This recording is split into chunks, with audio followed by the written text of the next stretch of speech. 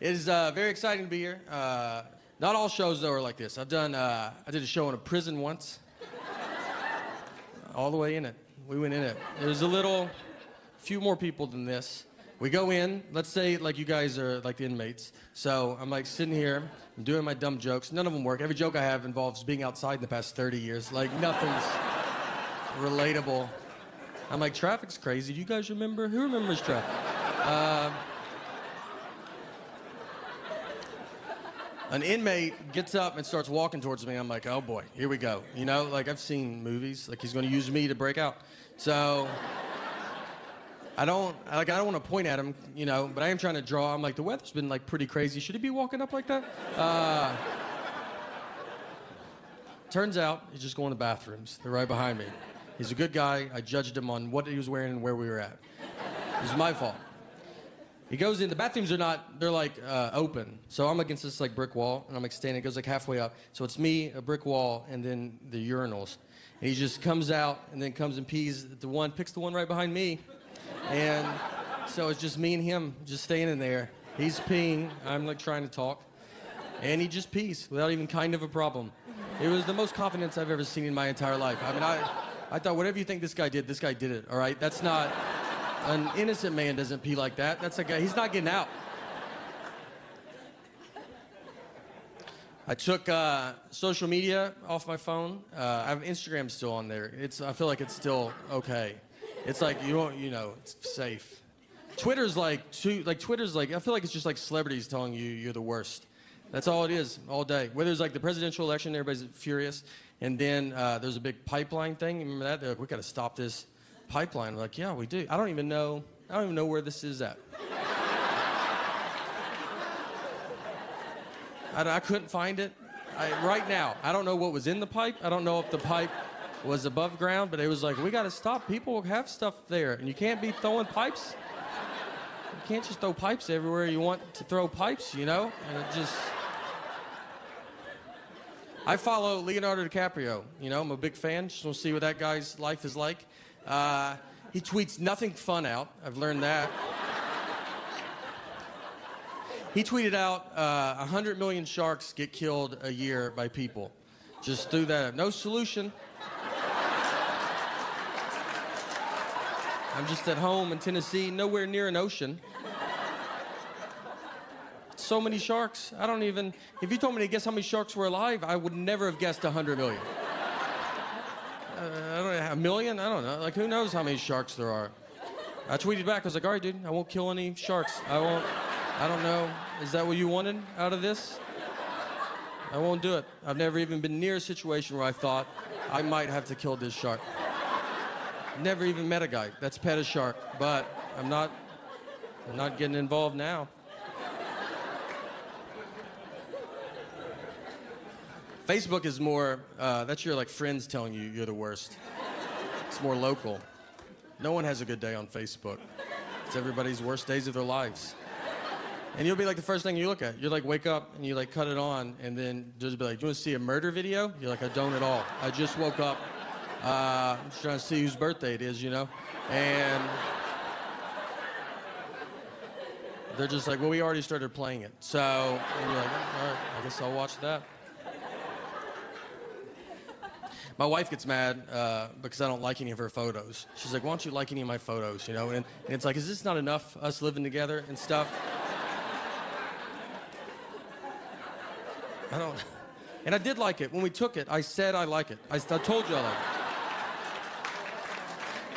I looked at it. I'm in it. I'm in the photo. There's not much more I can do with this photo. We've been together my entire life. Since we started dating when I was like 21. I'm 37 now. Like I went from like my mom to her.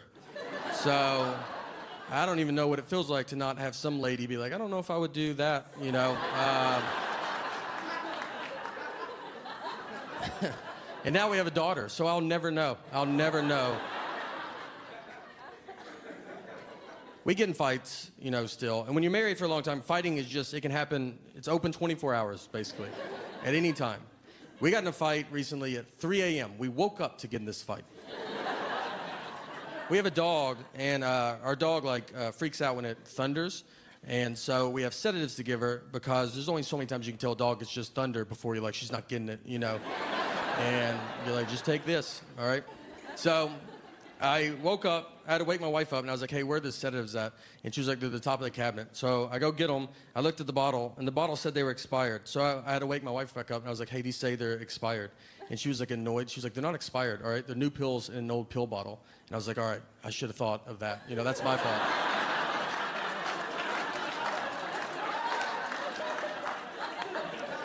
I mean, we have people come to our house all the time and they get milk and they're like, is this milk expired? And I have to go, that's new milk in an old milk jug. Are you the stupidest person I've ever met? Why would you not assume that's what it is? That's roughly what I told her. It wasn't as fun as that, and then she goes all in and tells me it doesn't matter because dog medicine can't even expire, which I was like, you've never even heard a rumor about that. You don't know that. We don't know any dog medicine people. I know who she knows. We don't know one dog medicine maker that's texting her like, hey, we're doing some pretty big things at the dog medicine factory. I wanted to let you know first, but we've invented medicine that can't expire. So feel free to tell your husband at 3 a.m. We do have a daughter as well. We took her to Disneyland when she was 2, and people told us that was a mistake. We didn't ask anybody, but they were happy to tell us. And they were like, you're just wasting money, you know, she's not going to remember it. And I was like, I don't know. She believes in Minnie Mouse. Minnie Mouse is like real to her. It's like fun to see her get excited, you know? Should I just lock her in a closet and be like, do you remember yesterday? No? Well, until you start remembering things, I'm not going to waste any of my money on you, all right? We're trying to discipline her, too, and it's hard to discipline kids nowadays. You know, you can't do it. You can't spank them. You can't talk about it in a microphone for sure. So it's like, what do? You got to hope it works out. Spanking got, like, blown out of proportion because, like, you would see, like, a video of a lady, like, fighting her kid in a Walmart parking lot, and they were like, no, you're not supposed to spank. You're like, that was a regular fight. That's not, like, what we're talking about. I was spanked. My generation was. It was fine, you know. You ever talk to really old generations? They just act like they were beat with bats. They say stuff to you like, I don't know, that doesn't sound like that should have been happening. You should have called the police or something. Like, the police would hit us as well. Everybody was hitting us. It's fun to be back home. I got my 20-year high school reunion is this year, and I'm pretty excited. I'm pretty invested. I didn't go to college, so this is like the last group of people I met. So I mean, I cannot wait. I love it. I went to the 10-year, loved it. Suggested a 15, no one wanted it. Finally, the 20 is here. My buddy told me, he's like, I'm gonna lose weight for our 20-year reunion. And that always like feels, you know, you're like, why don't you lose it for the people that were in your life every day for the past 20 years? You've made your wife stare at your moose body for 15 years. Why don't you tone it up for her a little bit? He's like, no, I'll just save it for the people I hate. I'm going as is. Just, you know, this is what happened. I don't know what to tell you. Yeah. I didn't work out then. I didn't start when I left. So I'm just seeing how it's going to go. I do zero working out. Not even, I mean, it's not like you're like, whoa, wow. Like it's like, yeah, we figured that. Every hotel I go to, I ask if they have a gym. I don't even have clothes that I could work out in. There's no way. I'm like, is it 24 hours? I was going to start tonight at midnight. So I was wondering if that's... What I've learned, what's easier than working out is just tell people that you used to weigh 300 pounds. That's a lot. They don't know, you know? So I've never weighed 300 pounds, but I look pretty amazing for a guy that used to weigh 300 pounds. You're like, yeah, got tired of being tired, all right, you know? Today's my cheat day, obviously, but normally I'm pretty strict. I just don't eat anything healthy. I like apples, but I only like pre-cut apples. I won't eat a whole one, you know? I'm not a horse, all right? So could you guys do some work over there at the apple factory, you know, however apples get here? I've watched a lot of the documentaries that try to make you eat better. Like I watched Fed Up. And it's about all the food that I eat every day. There was nothing in it that I haven't had recently. You know that saying, like, I haven't had that in forever? I haven't said that in forever. There's nothing I haven't had. Airheads, that's usually something like, oh, are they still doing good? Yeah, they're doing great. They got more colors now. It's pretty fun, you know? I go to too much like chain stuff. Like that's I can't think outside of like going to like a chain place, and they mess up all the time. But I still just go back.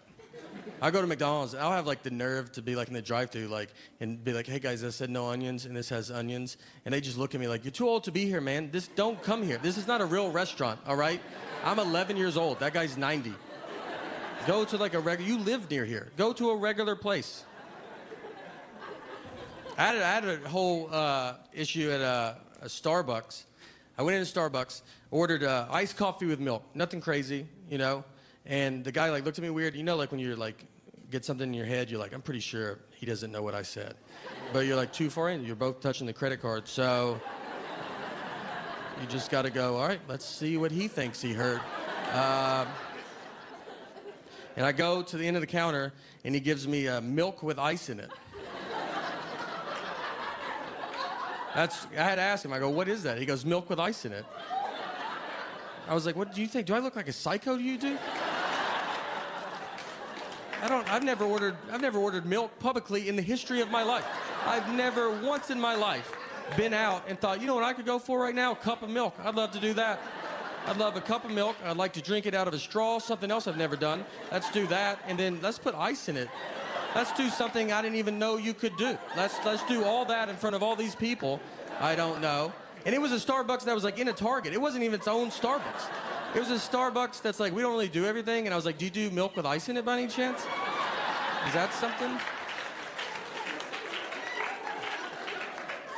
I just go to all of them. And I still go. I go to everybody messes up. I want them to do so much better.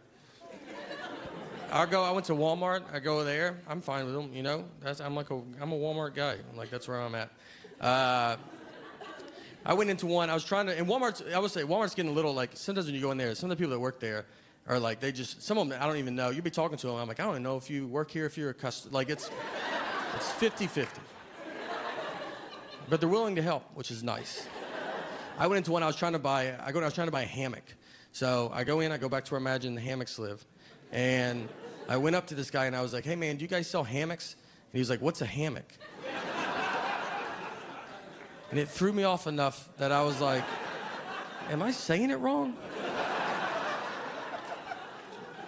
I was like, I think I'm saying it wrong, because you know what it is. And I was like, is it hammock with a T? Does that sound right? Like, do you guys sell hammocks? And he was like, we're out of hammocks. We're out of them. It's hammock season. And I left, went to my car, Googled where to buy a hammock. And Google was like, do you mean hammock? It's like, I sure do, Google. Where were you at during all of this? The other embarrassing part of that is, so it happened, and then I called like a comic buddy of mine to tell him the story. And I was like, this is funny, right? But then I asked him, I was like, hey, do you think if I tell people I was buying a hammock, is that going to come off like I'm bragging? Like, for some reason, in my head, that's just like a wealthy purchase. Like, that's a hammock at Walmart. Like, an audience would be like, whoa, all right. I didn't know we were just hearing about how good you're doing. Man, what's it like to have two trees that close together? Is it nice? I heard it looks nice. I've seen pictures. I've had my one like fancy purchase. I had Lasik surgery, and we were living in New York, so I had it. It was in Manhattan. Got a deal on it, so that helps knock it down. It worked. You know, I can't see this side of the room, but besides that, this side I see almost too good. And no, it was fine. And they did a couple things that were weird. Besides the deal I got, they want to show you the video. Like, before you have it, they're like, here, watch eye surgery. And you're like, just do it. I don't want to watch. Like, I trust. We're in a building. This seems like a real thing. So just go. If I was doing that out of some guy's van, I might ask that guy for a video. But you know, be normal. And the other thing, they didn't make me bring anybody. And I was like, should I bring someone to take me home? And they're like, no, most people can see. I was like, you said most. You sure? It's not a big deal. I'll tell someone where I'm at. They're like, no, don't. Did you tell anybody where you're at? Don't tell anybody. So I go in, they give you a Valium, you go back and you do it, then you get done, they give you those big sunglasses, and then I'm on a Valium, they're like, you good? You're like, yeah, this is like the funnest surgery ever. This has been a fun day, to be honest. And they're like, can you see? And I was like, yeah, I'm fine. Like, so I go down. I'm in Manhattan. So we get out, and I start walking to go to the subway, get a few blocks away. And then my eyes start hurting so bad. And I just want to keep them shut. You don't want to open them. And so I'm like, I can't get home. So I get my phone. I'm like blinking, and I get to my wife, and I call her. And I was like, you got to come get me. I can't see, And I was like, and you should have come too, by the way, all right? Like, why are you not here? So I was like, you got to come find me. I don't know where I'm at. I've made turns. So I was like, just go back to that place and then just expand your search around buildings until you find me. And I just stood I put my hand on a building, and I just stood because I was afraid I would like drift out in the street and just be like just shuffling. And next thing I know, I'm in the middle of the road, just big sunglasses, which wouldn't be that different for New York.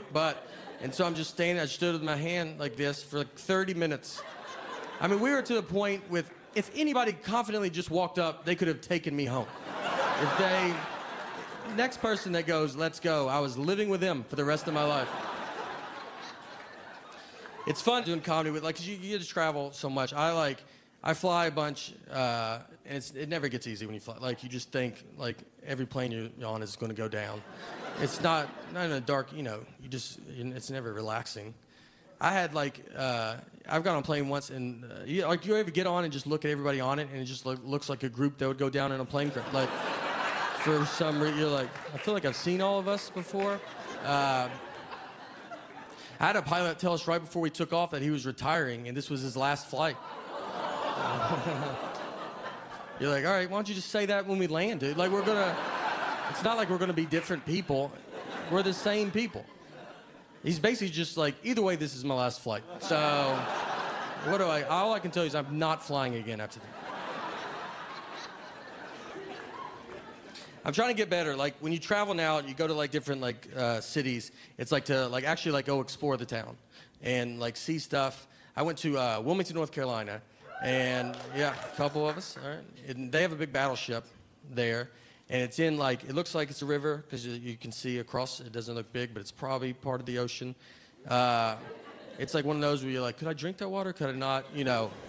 But you can't ask that. You can't ask someone how water works. So I didn't even go on it, but it's there. I just wanted you to not think I didn't see it if you go. But I looked up some other stuff to do. They have a thing there called Cape Fear Serpentarium, and it's just a guy's house, and he has a bunch of snakes, lizards, and a crocodile just in his house. He has the world record for being bitten by a viper snake. It's 7 times, which is it's a record no one is trying to get. It's so many times. He was bitten 3 times, and then 4 more times after that. That's how many times he was bitten. 3's a ton, and then 4 more after is just too many. But I was like, I gotta go see this. This is gonna be amazing. So I go, I walk over, I walk in. Right when you walk in, he's got a lobby set up. And in the lobby, he has 2 parrots and then a bunch of anti-government posters. That's he just has those things. It's 2 parrots and a lot of stuff on chemtrails. He's basically just this is what I would love to talk to you about. And you're like, I just want to see some snakes. And he's like, all right, but maybe later could I corner you and talk to you about it? And you're like, I don't know, let's see how the snakes go. So I went and I paid. It was $9. Obviously cash only in a place like that. And so I give him my $9. I go up. First snake I see is a gaboon viper. It's a crazy venomous snake. And there's a story written out about how venomous it is. And the story was that these 2 kids broke into the Washington National Zoo in the early 1980s to steal a gaboon viper for whatever reason. So they get it. They put it in a trash bag. When they're walking out, they have the trash bag over their shoulder as if they forgot what they just did. The snake bites through the trash bag because it's a 1980s trash. It's not like a Glad one now. This was when trash bags were not doing good. So it bit the kid. The kid went into a coma for 4 days, and then it was that's all we know. We don't know what happened. And you're like, that's the whole reason I'm even reading this, to see what... Did he die? Is he stronger? Are you him? What's the rest of the story?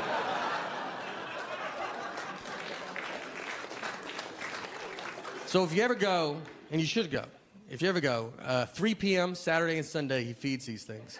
So I looked at my watch. It was 3 p.m. I was like, all right, we'll go watch these things eat. So the first snake they go to feed is the black mamba. It's another crazy venomous snake that should not be in America outside of a zoo, especially not at a guy's house that hates America. So we're like, all right, we got to go see this. So we get down there. He puts a chicken wired fence around him. So if a snake gets out, he'll just get out of that fence pretty quick. The fence has holes in it that I would describe as a little bit bigger than a black mamba. And I mean, we're leaning on it. We're getting kids up against it. We're like, no, you get up here. Push. Their kids' faces are against it. So we all stand around. He's a bucket of like dead mice. He like grabs a mouse. He like throws it in there. He eats it. Like we all cheer, and then we move on. Next one we go to is 12-foot anaconda. This snake is huge. He props open like the glass cage with a 2x4. That's how big it is. Props it up. No chicken wire fence. It's non-venomous. Worst case scenario, we're all going to wrestle this snake.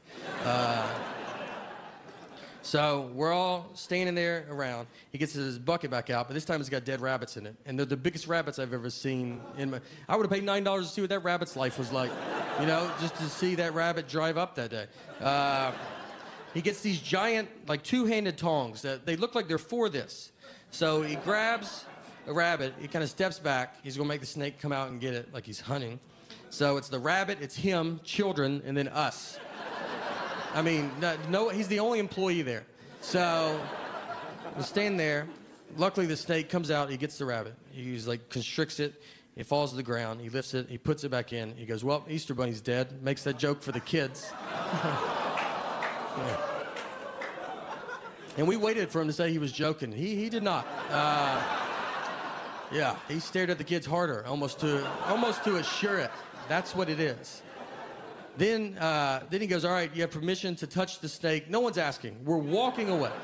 No one was like, I bet this is when we can pet him. They're leaving, and he makes the kids pet him. And they most don't want to touch the snake. Most are petting the rabbit he was eating. It was like the 30s. There's no rules in this place. It's like riding a ski lift. Like, you ever been on a ski lift, and like halfway up, you're like, hey, my bar didn't lock. Should it have locked? I don't do this ever. So the last one is the crocodile. We go to the crocodile. It's a 10-foot crocodile. This crocodile has been staring out at his cage at everybody. Like he's trying to remember you for supporting this guy. Like he's like, I'll find you one day. I mean, if he was in here right now with a hat on, I wouldn't be surprised. That's how nervous I am when I go out. So we all stand around. Crocodile's there. He unlocks the door. Door's unlocked. He gets his rabbit bucket, and he grabs a rabbit, and he's going to just open the door and like throw it in there and eat it and watch it. He grabs the rabbit. He gets it right here. The crocodile sees the rabbit and comes forward, hitting the door, which is unlocked and we learn also broken. Hits the door. The crocodile's momentum like just takes him out into the carpet like they were staying with us. The kids, there's a 10-foot crocodile just on the floor. So everybody just starts losing it. It's like a Godzilla movie. People are just running. Everybody's crying. People are crying real hard, like just bawling. Everybody's dead behind you. You just assume it. You don't even look. Some lady was like, my husband. I was like, your husband's gone, lady. He's gone.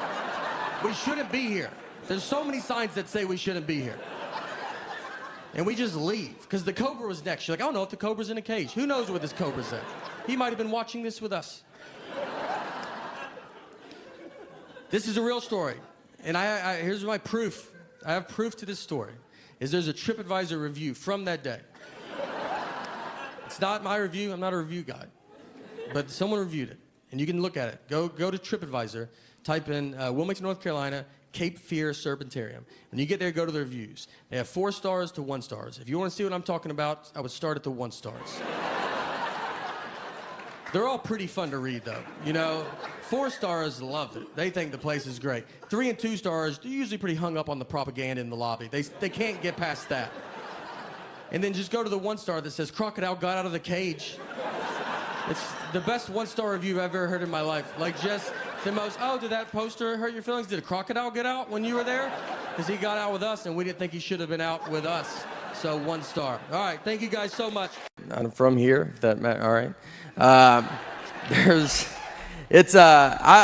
a big football fan, and I've realized how lazy I am by watching football. I was watching a game, and one team kicked off to the other team. Right, I got up to go get something to drink. And right when I got up, one team kicked off to the other team. And before I could get back, the guy ran a 100-yard kickoff return, and I missed it. So that guy ran 100 yards before I could get 3 to maybe 4 yards. He also had 11 people really trying not to let him run 100 yards. I didn't even have an ottoman. It was wide open.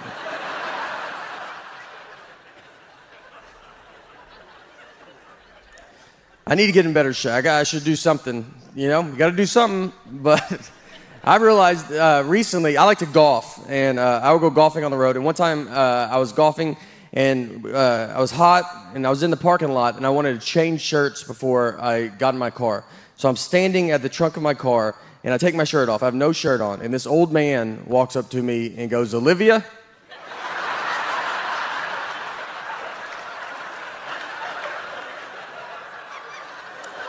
He was looking for his elderly wife and saw me with no shirt on at a car that he does not recognize. None of this is enough to not make him say it. He was like, "Olivia?" I covered up, and I was like, "What's that?" And he was like, "All right, honest mistake." I was like, "God, that hurts worse than saying Olivia." I don't know who he offended more, me or Olivia. I think we could both have a word with him. I'd love to meet her, though. I'll tell you that. I'd love to see her and be like, "All right, I get it." Like that was an honest mistake.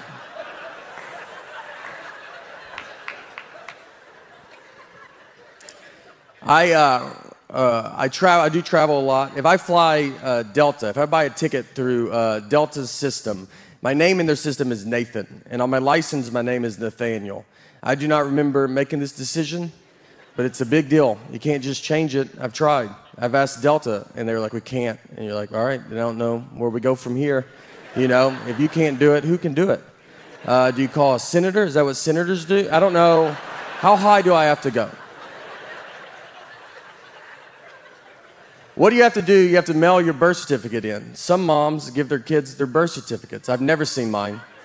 I thought I was the proof of my birth.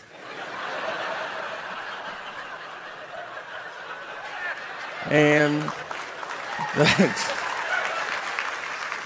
you got to mail it in. I'm not a big mailing in guy. I've mailed maybe 4 letters my entire life. Stamps make me nervous. How many do you put on there? I don't know.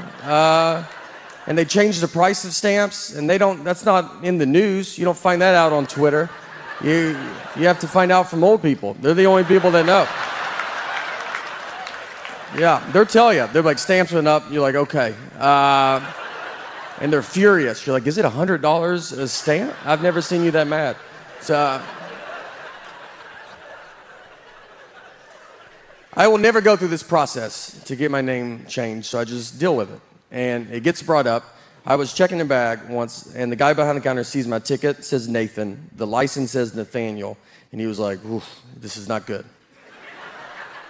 He's like, "These names don't match." And I was like, "But they match, right?" I mean, you can see the leap that we took to get from one to the other.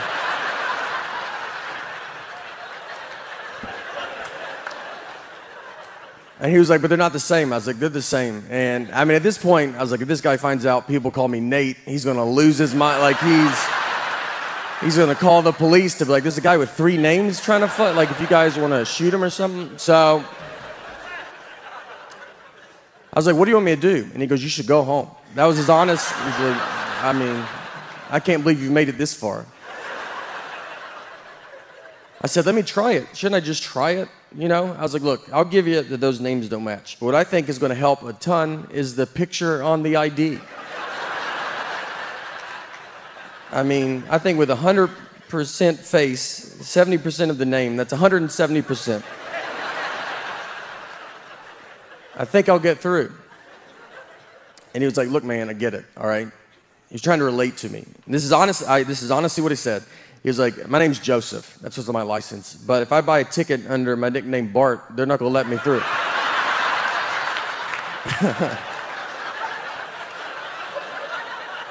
Those are 2 different names. I was like, don't act like we're the same.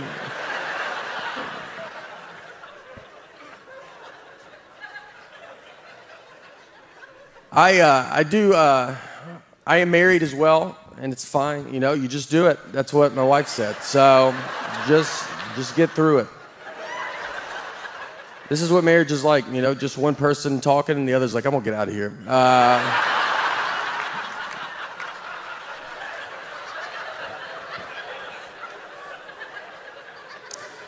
My wife always tells me that I don't like the way she talks. And it's not the sound of her voice. I like her voice. I think that'd be a big problem if I was like, "It's your voice. I just hate it," to go to couples therapy and be like, can you hear it right? Like, it's not fun. It's the information that she chooses to tell me at times. For instance, we took a trip to Fort Lauderdale, and her and our daughter are flying from here, Nashville, where we're from. And I was flying from Detroit. We're meeting at Fort Lauderdale's airport. I have to find them when they land. So I called her, because I was about to take off, and I was like, all right, what time do you guys leave? And she goes, noon. And it's 11:30, and they're still at home. I was like, Laura, I don't know if you even know what an airport is. But if that plane was in our driveway, I don't think you could make it.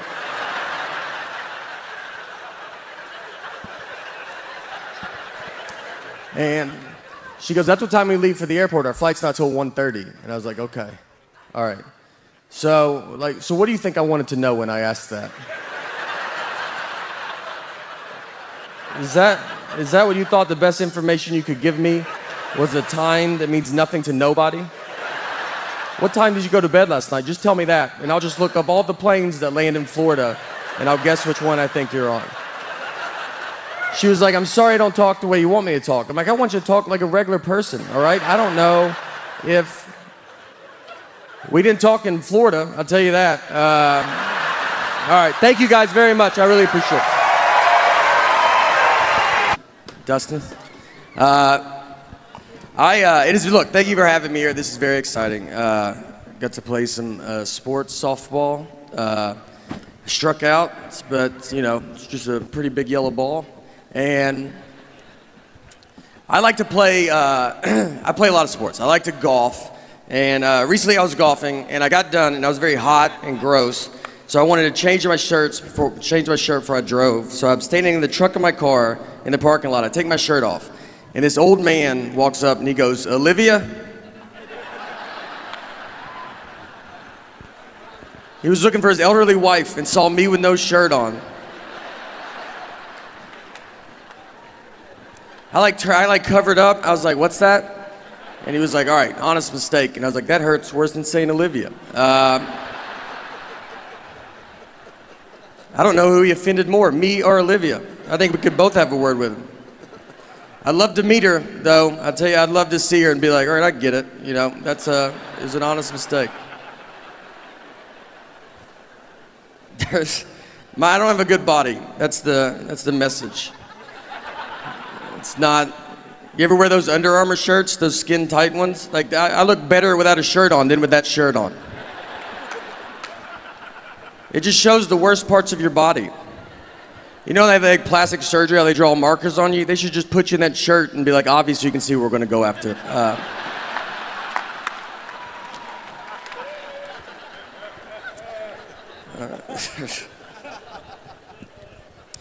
We did play softball. I did do some sports growing up. I played baseball, and when I was 13, I was playing baseball. One time I was up to bat, and I got walked. So I take my base, I get to first base, and I turned around, and the catcher was still standing there, and he was holding the ball. He's like staring at me, like he was daring me to run. And I was like, all right, dude, I'm gonna go. So I ran, he threw it, overthrew second base, ball goes in the outfield. I run to third base, the outfield grabs the ball, they overthrow third base. My third base coach is telling me to go home. This is about to be an inside the park home run off a walk. I won't be on SportsCenter. This is the biggest play that's ever happened in baseball. I slide, there's a play at the plate, and the umpire then tells us that it was only ball 3.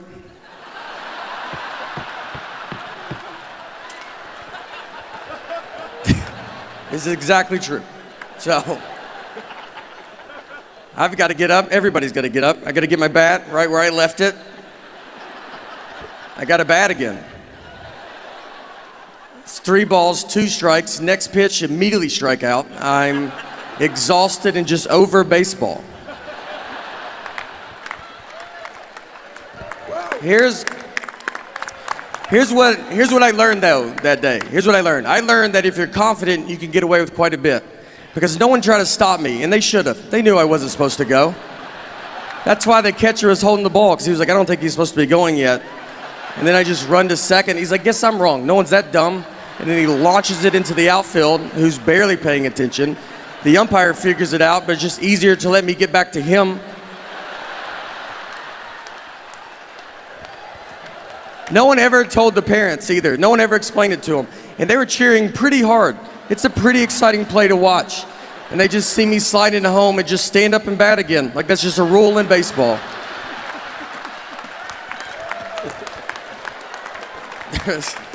And you know what?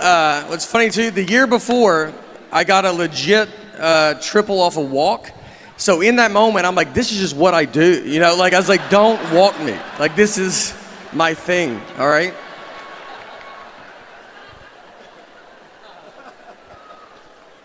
I'm a pretty dumb guy. That's the general. I went to a community college for 1 year, have 0 credits. 0. My loan was like $40. I paid cash. All my classes were outside. We never went inside the building. We would meet at a picnic table outside because our teacher was like, you guys will all be working outside one day. So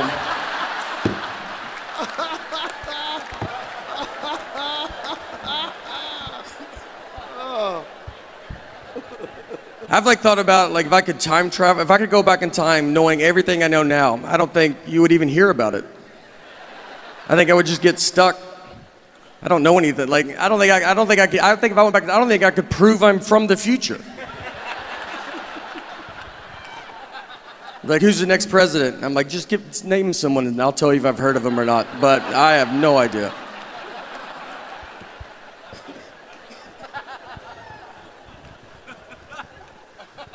I am married as well. It's fine, you know, you just do it.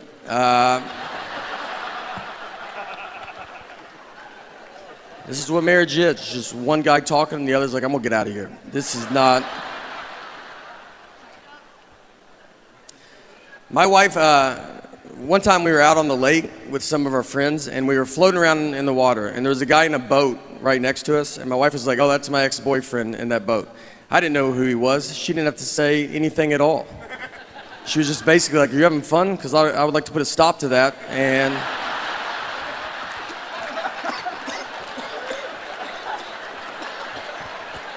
make you stare at this guy. So I was staring at him, and then I looked at her, and she was staring at him, and I felt like she was staring at him to see what her life would be like if she didn't marry me. So I started staring at him to see what my life would be like if I didn't marry her. I mean, we were putting so much pressure on this guy, and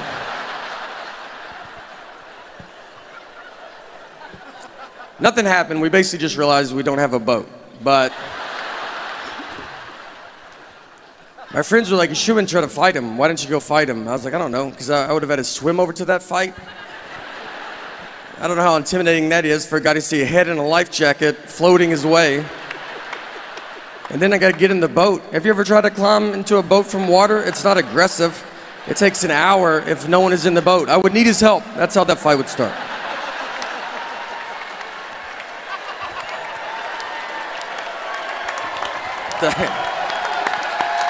Oh, thank you. Is this, all right. We fight a lot, my wife and I. If we get in a fight, she'll give me the silent treatment. And the silent treatment is very common. Everybody knows what it is. And I think you're just born knowing it. I don't think you're taught it. You know, it's just like something that's inside of you. Here's what made me realize that. I was rewatching the movie Sixth Sense. And look, I'm not trying to do a Sixth Sense joke. This is a 20-year-old movie. I mean, look how old he is now, Haley Joel Osment. It's that many years ago. That's the baby. It's 20 years old. I also have to spoil it for you, but again, it's 20 years old. So if you haven't seen it by now, then I don't know what to tell you. But think about when you saw this movie for the first time. None of us knew he was dead too, by the way, just so you know. And if you haven't seen it, like, that's a pretty big part of it. But for those that have, think about when you saw this movie for the first time, none of us knew he was dead. That was the biggest surprise we've ever seen in a movie. We just thought his wife wasn't talking to him for like a year. That made more sense to us than him possibly being dead. And they don't hide him dying. A guy shoots him with a gun to start the movie. And we watched it for 2 hours Just like, this is what a movie about marriage. This is what marriage is like. Even if you get shot, it's your fault.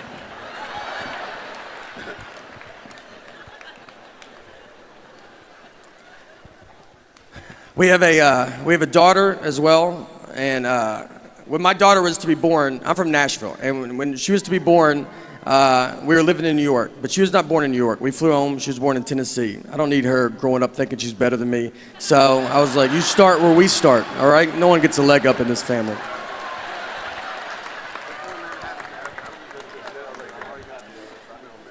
I love having a kid. Kids have very weird energy. Like their energy is like they want to fight you. They stare at you.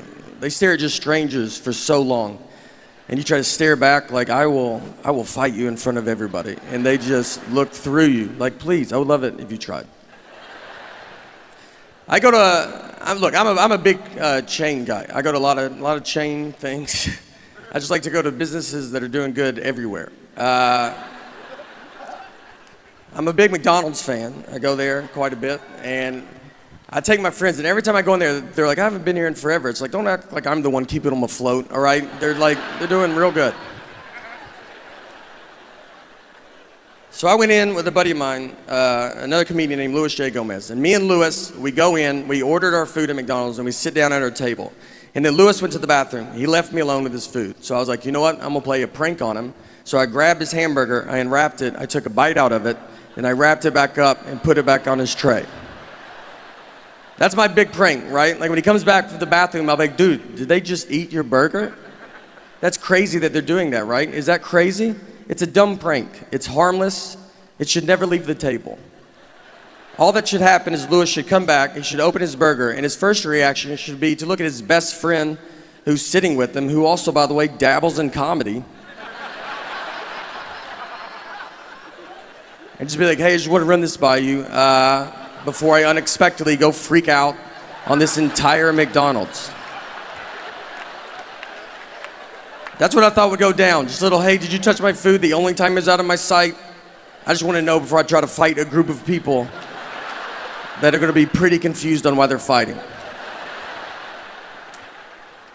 But instead, I got to learn I'm friends with a lunatic and a guy comfortable fighting McDonald's employees. Because he opened his burger and could not have ignored me quicker. He looked at them so fast, almost like he expected them to do it, like it's happened before. And he's like, again with this. I will fight all of you till I find out who ate my burger. And he gets up, he starts walking towards them. I can't believe it's working. We've gotten so much farther than I'm prepared to get. So I just grabbed him. I go, dude, I ate it. Like, why would you not look at me once to see if I did this? And I get him to sit down, and it's weird. Like, everybody's looking at us. It takes 10 minutes for people to quit filming us with their phones. And it hits me. I just sit there. I was like, you're gonna get killed one day, man. I was like, let's pretend I'm not here. Let's pretend that someone did eat your burger that worked at this McDonald's. You're just gonna go blindly fight him. Not even try to size him up, see what he looks like. Do you really think you could beat up a guy that is apparently pretty confident in himself, that he's making burgers, he's then eating them, and then he's wrapping them up and just sending them out to whoever? You don't think that guy's probably the greatest fighter of all time? I think you're gonna walk to the McDonald's counter and be like, who ate my burger? And all the McDonald's employees are gonna part ways. They know exactly who you're talking about. And in the very back, you see a guy cracking his neck. He's got his fist in the fryer, doesn't even know it, just warming his hands up. All right, that's it for me. Thank you guys for letting me come out, honestly. I appreciate it. Thank you. Thank you. She was very sick. That was a joke, all right? That was a joke, and she would have loved that joke, so don't you worry about it. That's the type of humor she had. She was a rescue. It's not your labradoodle humor, all right? It's a little darker. She was a wonderful dog. We loved her, and her name was Annie. And the reason we got her was my sister worked at a vet, and people do put dogs down for no reason. So if someone brought a dog in that was fine, they just didn't want it. My sister couldn't do it, so she would walk the dog back and then just steal the dog.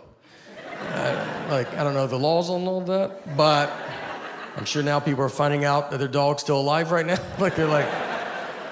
So we got Annie. Annie was getting put down. She was a hunting dog, and she was terrible at it. And she was bred to be a hunting dog, and she was just like a misfit toy that just didn't do it. She got shot once, And that's because the guy, like, he would be like doing target practice, and then she'd just walk in front of the targets, and he would like hit her, and he's like, "What are you doing?" And she's like, "What are you doing?" She had no awareness about her, like the senses that dogs have. We had turkeys in our backyard once, and I let her out to go chase these turkeys. You know, retired hunting dog, figured that's fun. And we have a very normal backyard. It's not Yellowstone Park. You can see all of it at all times. I like push her out, and she just pees and then comes back in the house. Never sees the turkeys. And I'm just looking at her like, you didn't feel anything? Like nothing was going, like I sensed it as a human on the couch. I felt there was turkeys outside. You want to take just one lap around, see if... The guy used her a lot for duck hunting. So he would shoot a duck. She's supposed to run and go get it and then bring it back. So what I like to picture is he shoots the duck. She runs out, comes back, no duck. And she's like, I don't even know what we're doing. All right, I did not, a million things flew in the air when you shot that gun. And I'm supposed to know which one you hit. And the guy's just looking at her, and then she's like, you're not even the guy that I came out here with. Do you see, is there another guy out here by any chance? Our daughter would put birthday cone hats on her, and one time one slipped over her eye, and it was like that for 6 hours. I was just trying to see how long, like how's it accidentally not coming off? And she was just going about her day, just eating, drinking, like, yeah, I can't see all that eye no more, all right? That's the cards I was dealt, and that's okay. And then I pulled it off of her, and she's like, oh, I didn't know you were a doctor. And I'm like, I am a doctor. It's just two dumb animals talking to each other. So she had skin cancer, and she would get all these spots on her. So we kept getting them removed, but it was really starting to take a toll on her, and she was older. So we knew the day was close. And our daughter, she's 6 now, but she was 5 at the time. This was her first pet. She was best friends with this dog. And it was the first thing that was gonna die in her lifetime. So it's a lot of stuff to have to explain to a kid, you know? And so I was talking to my wife about like, how are we gonna tell her? And at first I was like, let's just act like we didn't have a dog. 5-year-olds are smart, but if we stick together on this, and she comes home from school and is like, where's the dog? And we're like, what dog? Like, I've never seen a dog. Don't you think I would know if there was a dog? But I read an article about the long-term damage of that. It's pretty good. So I was just honest with her. And I set her down. I said, look, Annie's very sick and she's older and she's gonna die soon. This happens, so just love her as much as you can right now. And she took it as good as a 5-year-old can take it. So the next day, I kind of told her again, you gotta tell kids over and over again. I kind of kept telling her, I didn't want this to be a surprise. And then Annie surprised us by living 6 months longer. I mean, we were way off on when we thought she was gonna die. But I already started telling my daughter I didn't want to stop and then have to start it again. So I just kept it up for 6 months. Every day I was like, she'll die. All right, she will die. She will die, I will die, your mom's dead.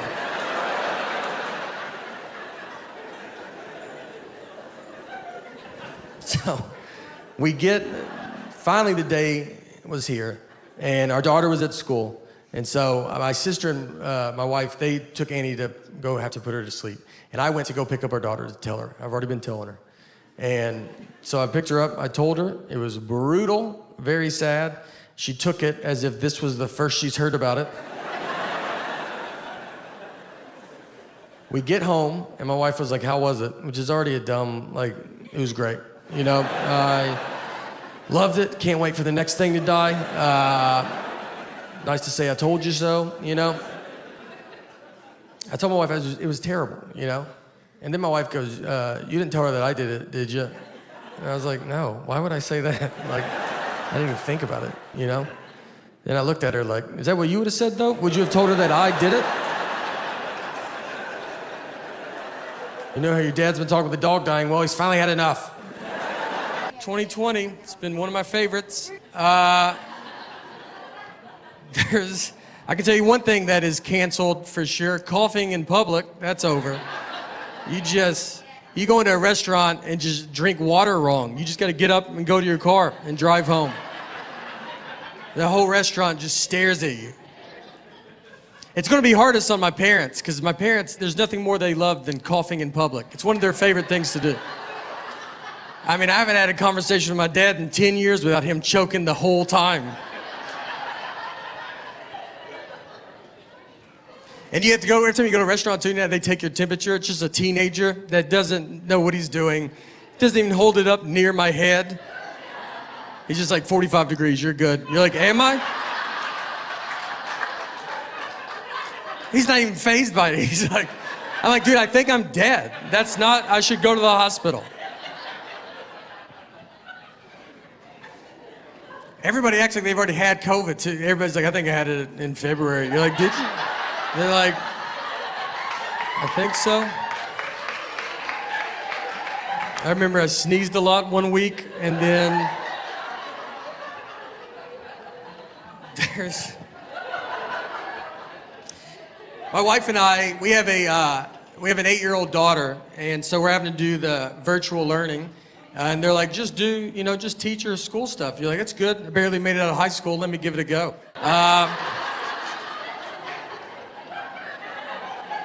And she's doing Common Core math. She brought home new math. That's what they want us to do. I don't even know what this math is. And they're like, here's a new one. You're like, oh, great. I get to watch a 40-minute YouTube video on Common Core math. And it's not like the old math was doing bad. It's doing great. It's not like we're getting incorrect change everywhere. And we're just sitting there like this stupid old math. I wish new math would come along.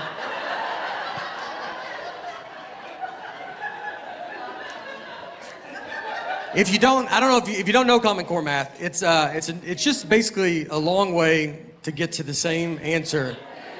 It's like how can we use the entire sheet of paper for this math problem? And even when you break it down, you see old math sneak in there. I mean, you're like, that was old math right there. Just do that at the beginning, and we won't even have to be in this.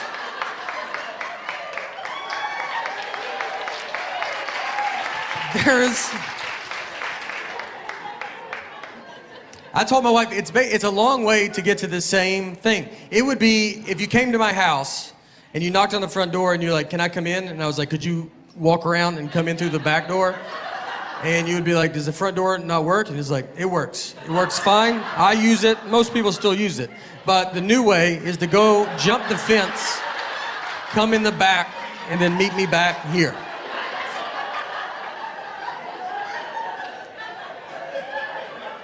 One thing my daughter does miss is she was starting to ride the bus, which was very fun. And when she first started riding the bus, we switched schools, and it was in first grade. First day of school, we walked her to the bus stop. It was a very, very fun day. And then at the end of the school day, someone from the school called my cell phone. They have my wife's cell phone, and they have my cell phone. So they called my cell phone, and they said, hey, do you know what bus number your daughter is supposed to be on? And I said, I'm her dad. I was like, this is how you thought you saw a mom and dad cell phone and you said, I bet the dad knows. I mean, do you have parents? Were you raised with a family? Have you ever seen families out before? You thought, let's call the husband? I bet he knows. Unless there's two husbands, you should never call a husband a day in your life. I would rather you ask a lady that doesn't know her walking by. I think she could get to the bottom of it quicker than I can. I just said, all right, I'll get her. What's the name of this school? All right, that's it for me. Thank you guys very much. Thank you. Nate Bargatze for tour dates and ticket info. Go to natebargatze.com. On and on and on. I said, and it's on and on and on. What's up? Thank you, everybody. Very excited to be out here. Love getting to travel a bit. I've been to a lot of different countries lately, and it's always weird because like every time I go to another country, I don't never know where it's at. Because I'm from Tennessee. I didn't learn about countries in school. I learned about Tennessee. I learned about the states that touched us in case they attacked. And then I was told the rest was Europe, and that's where the gays were made. So, yeah, it was like a different book that I had. I'm married as well. I've been married for 5 years now. It's getting pretty serious. So, yeah, I've been with my wife actually since I was 21, and I'm 32. So I've actually never dated another girl. I realize I have no dating jokes though. You know, and I have like one. Like, hey, you ever go on your first date ever with a girl and marry her? Did nobody? Don't try to other people.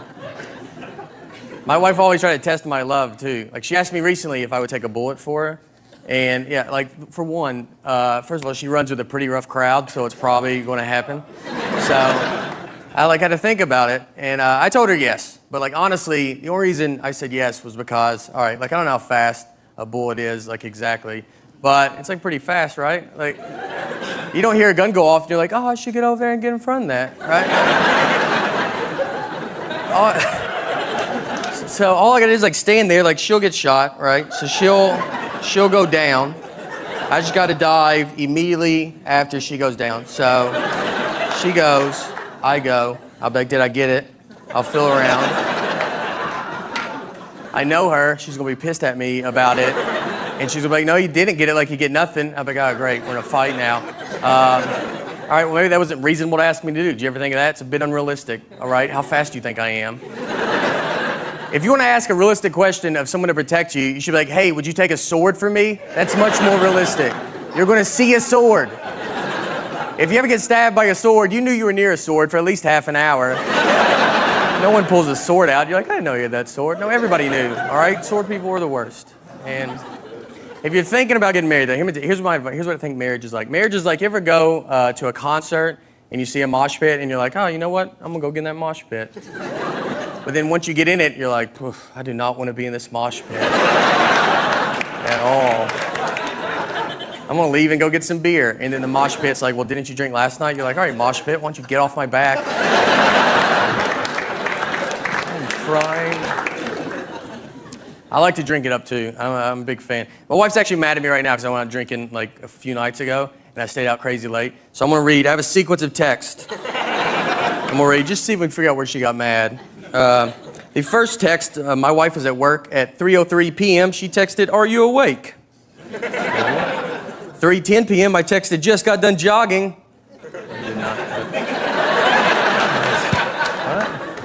3:12 p.m. she texted, jog to the kitchen and do the dishes. She's funny.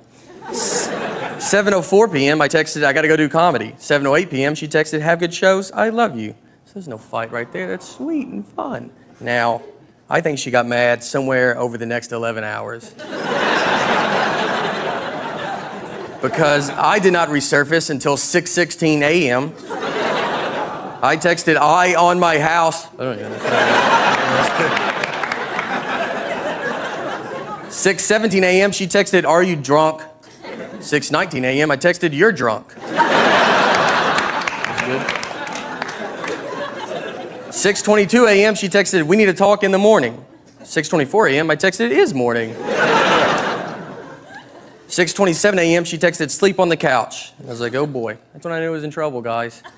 But we've been together a long time. I know how to fix all this stuff. So the last text I sent, 6:31 a.m., I texted, whatever, dude. All right, thank y'all very much, guys. Y'all my dad is a magician. He's done that my entire life. He was a clown at the very beginning, just in case you're like, how do you get into something like that? He goes clown then magic. There's 2 steps. You can take them in either order. I was born, he was a clown. It was never weird to me. I thought everybody's dad was a clown.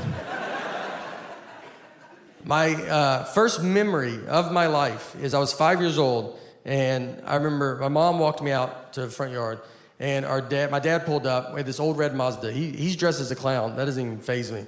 That's just how he left. How else would he come home? And the Easter Bunny was in the passenger seat. That's the first thing that I remember to my life. If you want to know how you get into comedy, that's a pretty good nudge. And I remember it didn't fit, the Easter Bunny head didn't fit in the car, like he couldn't sit normal, so his head was bent to the side. And I remember he had his seatbelt on, and he's just like, and I was like, I like to think about all the other people that saw that just in the car next to him, just at a red light. You're like, I didn't even know they hung out like that.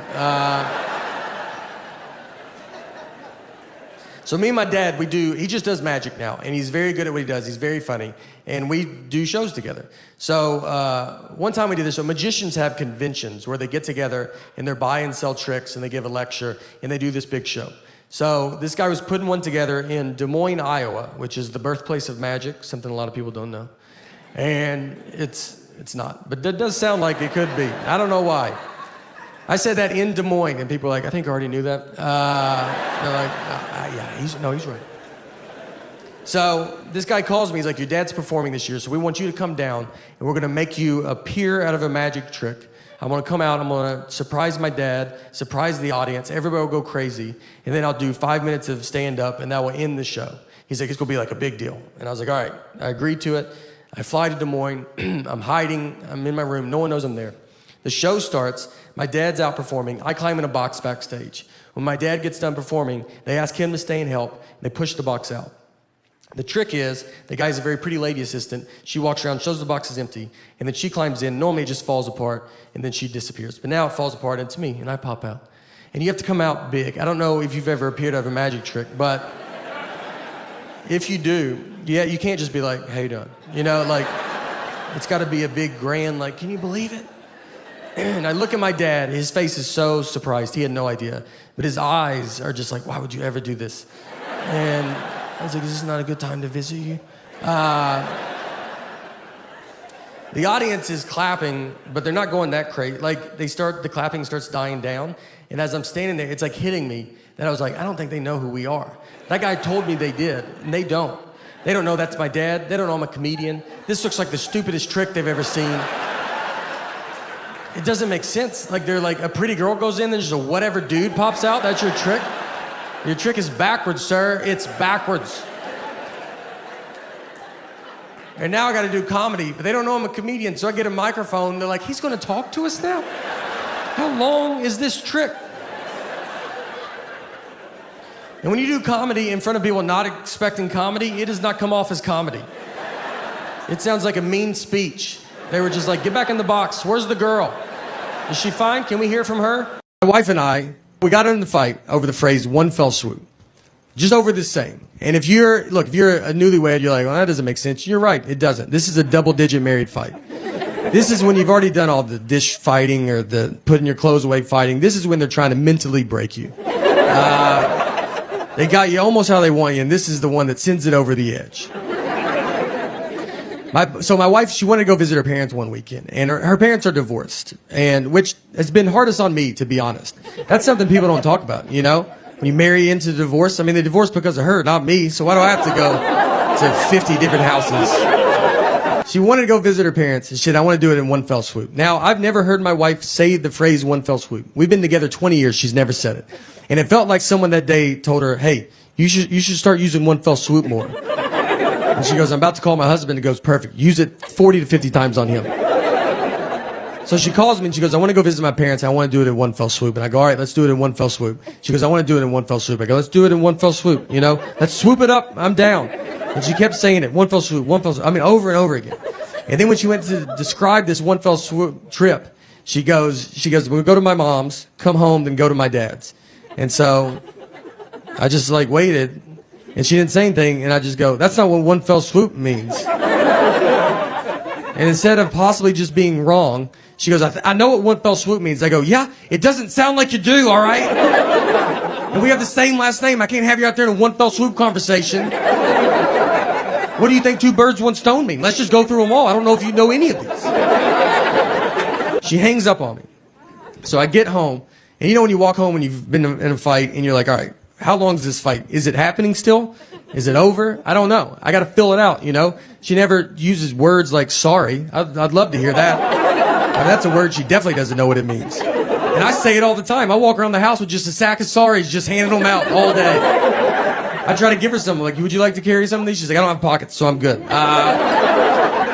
We didn't talk that whole night. I mean, we're just sitting there, our daughters, like, we're watching TV, eating, and I'm like, hey, you know your mom's crazy, right? And then she's like, did you do your homework, or you don't be dumb like your dad? And then your daughter's just like, are y'all lunatics? So I'm laying on the couch, and my wife just came over, and she kisses me goodnight, and then she went to bed. And that was it, you know? That was like, I felt like it was her sorry, I guess. But she didn't say it. And so I was like laid there, and I'm just thinking about it. And you think about it a lot, because you're like, all right, because you learn the longer you get married, sometimes it's like, just let stuff go. You know, who cares? And the next morning, I get up, and I kind of still want to talk about it, because we didn't talk all night, you know? So I went into her, I was like, look, I gotta tell you, I mean, it's just not what it means, you know? That got it going real good. But I felt so good about this argument, you know. I thought about it all night. I was like, you got this one in the bag, man. You should bring it back up. I'm not trying to date her anymore. I'd like to win a fight. We're going to die together. I almost woke her up in her sleep. That's how much I was so excited. I almost just started shaking her going, it's not what it means. Our marriage almost ended in one fell swoop. So, the best wedding I've ever been to was my cousin's wedding. It was a real redneck affair. It was right outside Louisville, Kentucky, where my parents are from. And my cousin's name is Tuesday, which is a good start. The invitation said, Tuesday's getting married, rehearsals Friday, wedding Saturday. People were like, we gotta be there Monday for this wedding? How long is this wedding? It's a week? We get there, I'm wearing a button-down shirt, khaki pants, nothing crazy. I'm wildly overdressed. I look like I work there. Everybody else just has a football or basketball jersey on. My uncle, his daughters get married. He has his tuxedo jacket, pants, cummerbund, bow tie, no shirt. They forgot his shirt, and instead of waiting to go get it, he was like, let's do it without it, right? Like, that's... And he doesn't have a body that's like, that's cool, man. You know, he has a body that you're like, put your jacket on backwards, flip it around. Yeah. And then you see his back, and you're like, whew, all right, go back the regular way. Yeah, that's my fault. How's your back worse than your front? We go into the church, it's bride and groom, looks like it's home and away. That's how many jerseys are in there. Guys are drinking beers in the church. Like, that's something I've never heard a pastor be like, guys, could we not drink alcohol in the church? And they're like, oh, didn't know this was the nice part of town. All right. The reception is next door, just at a lady's house, like in her backyard. Like, she doesn't do, it isn't like she's like, and I do receptions all the time. We were her one and only reception. So we walk over, they took a horse and buggy. The horse was the oldest horse I've ever seen. I thought it was a donkey. I thought they got a deal on a donkey. And the guy was like, this horse was in the Kentucky Derby. Like, the first one that they did? Is that Secretariat's father? How old is this horse, man? You know they lay down, right? So we walk, it took them 45 minutes. They went up a driveway and back down the next driveway. They're sweating, almost divorced by the time they get there. The reception, like I said, it's in her backyard. They put plywood on the grass, like side by side to make a dance floor. We danced just to a radio station on a boombox. Just like 104.5. You would have to stop for weather and traffic updates. There was a punch bowl that was low to the ground, like on a low table. And so I was giving it to kids. I was trying to help out. And then someone was like, that's wine. And I gave it to so many kids. I don't know anything about wine, but I don't think they tell you to pour it into a bowl. Like, that's not... No one's ever like, let's get out of that box, get in a bowl. You know, let's let it breathe a little bit. I got a couple 9-year-olds pretty loose that night. 3 times. Twice we did comedy for the troops. The 3rd time was vacation. The 3rd time, I just wanted to see it. And it is nice. They have one tree. It's gorgeous. So you wait in line for that, and then you fight your way back to the plane. So it's like a hiking trip of sorts. When we did comedy for the troops, we'd go over there, and they would have a lot of like small bases, where they only have like 40 troops at these bases. So they would have like a lot of makeshift stuff for these guys, like their bathrooms. They had pipes dug in the ground, and that's what they would pee into. And then if they did the other, they had a bag. They called it a wag bag. So it was very awkward. Like, I went up to a soldier, I go, where's your restroom at? And he was like, you gotta go number 1 or number 2. It's like, well, I don't really see how that's your business. And to be honest, I might mix it up. So why don't you let me decide, all right? We have barely made eye contact. I got to go to Bahrain, too, which I learned was a country when I got there. I thought it was the guy we were meeting. And it was... When you go to Bahrain, you go and you stay on an army base, but there you can actually leave the base and go out to the city. So they tell you, they're like, look, if you go out there, it's safe, just don't draw attention to yourself. So they were like, don't wear American t-shirts. And I was like, all right, like, that's fine, no American t-shirts. So what are you gonna do about the white on my skin? That's gonna be more of a problem. I don't want them to come up to me like, excuse me, are you Muslim? Southern Muslim, actually. Yeah, my dad was a deacon, so I don't know if that counts. I didn't go to church growing up. I grew up in Tennessee, and we went to church. I actually tried to play basketball for my high school team, but I got cut, so I had to play for my church. because the church cannot cut you. They have to let you play. They could cut you. You'd be pretty bad if they're like, look, we think you're good, but Jesus does not think you're that good. He is our captain. So, church ball was a lot different because we played we played half court, no three-point line. We played on carpet. That's your first sign. It's not going to count. And they didn't even give us a basketball. We didn't have a basketball. We would just stand there and play on honesty.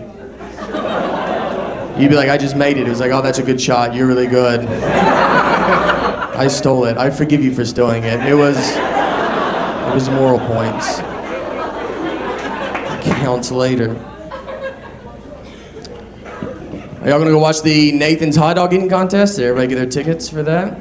It's exciting. I think it's free anyway, but I remember the first time I saw the hot dog eating contest. The first time I saw it, you would see a lot of skinny people, and then they would show like a huge fat guy.